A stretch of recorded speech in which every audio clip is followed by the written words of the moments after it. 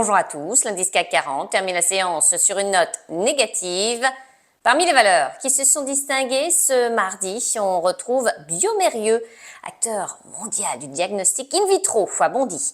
Alors que le groupe ambitionne avec le plan Go28 de dégager pour la période 2024-2028 une croissance organique de son chiffre d'affaires de 7% par an en moyenne et un résultat opérationnel courant contributif porté à 20% du chiffre d'affaires en 2028 à taux de change et périmètre constant contre 16,5% en 2023 avec une progression organique annuelle d'au moins 10% par an jusqu'en 2028.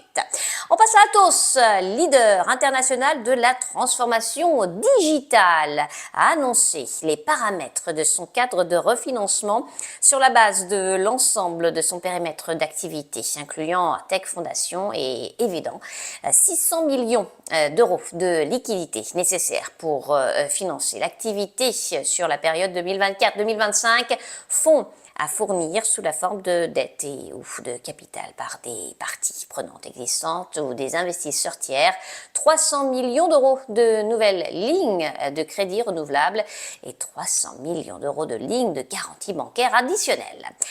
Air Liquide, le spécialiste des gaz industriels, a de son côté renforcé son activité santé à domicile avec une acquisition en Belgique et aux Pays-Bas. Les deux entités acquises en Belgique et aux Pays-Bas accompagnent à domicile 10 000 patients vivant avec une insuffisance respiratoire, un syndrome d'apnée du sommeil ou nécessitant des traitements par perfusion ou nutrition. Avec un chiffre d'affaires de plus de 10 millions d'euros en 2023, elle s'appuie sur une cinquantaine de collaborateurs qui ont rejoint le groupe Air Liquide. Enfin, Essilor Luxottica, le lunetier franco-italien, a finalisé l'acquisition de Washin Optical.